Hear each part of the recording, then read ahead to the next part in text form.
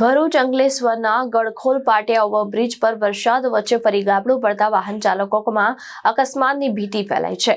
બ્રિજના રસ્તાનો ભાગ તૂટી જતા તાત્કાલિક સમારકામની માંગ ઉઠી છે।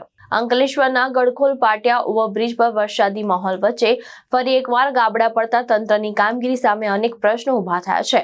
ભરૂચને જોડતા મહત્વના બ્રિજ પર રસ્તાનો ભાગ તૂટી જતા અંદરના લોખંડના સળિયા પણ બહાર આવી ગયા હોવાનું સામે આવ્યું છે। બ્રિજની આ સ્થિતિને કારણે રોજિંદા અવરજવર કરતા હજારો વાહન ચાલકો જોખમ વચ્ચે પસાર થવા મજબૂર બન્યા છે। સ્થાનિકોમાં અકસ્માતની આશંકાને લઈને ચિંતા વધી રહી છે। સ્થાનિકોએ તંત્રને તાત્કાલિક સમારકામ હાથ ધરવાની માંગ કરી છે, જેથી કોઈ મોટી દુર્ઘટના સર્જાય તે પહેલા સમસ્યાનો ઉકેલ આવે। આ મામલે કોંગ્રેસે પણ તંત્ર પર આકરા પ્રહાર કર્યા છે।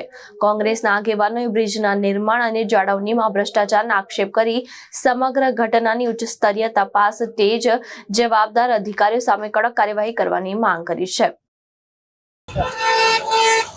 ગુજરાતની અંદર આજે એટલો ભ્રષ્ટાચાર ચરમ સીમાએ પહોંચ્યું છે કે કોઈ અધિકારી, કોઈ આંદોલન, કોઈ અરજીઓ કોઈને ધ્યાન આપતા નથી। કેમ? એમને ખબર છે કે અમારા જે ઉપર બેસેલા આકાઓ છે એ અમને બચાવી લેશે અને પ્રજા અમને વોટ આપવાની જ છે।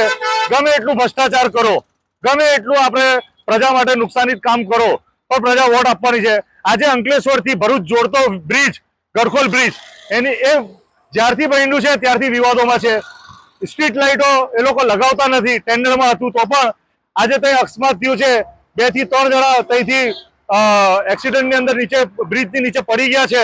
આજે આટલું મોટું ખાડું પડ્યું છે। આજે 2 થી 4 દિવસથી આ ખાડું જો સળિયા દેખાતા છે, અહીંયા કોઈ જોવા વાળું નથી, કોઈ પૂછવા વાળું નથી।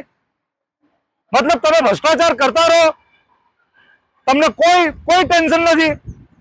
ભાજપ એટલે ભય, ભૂખ અને ભ્રષ્ટાચાર। આનું ગમે એટલું આંદોલન કરો, કોઈ અધિકારીઓને કોઈ ફરક પડતું નથી।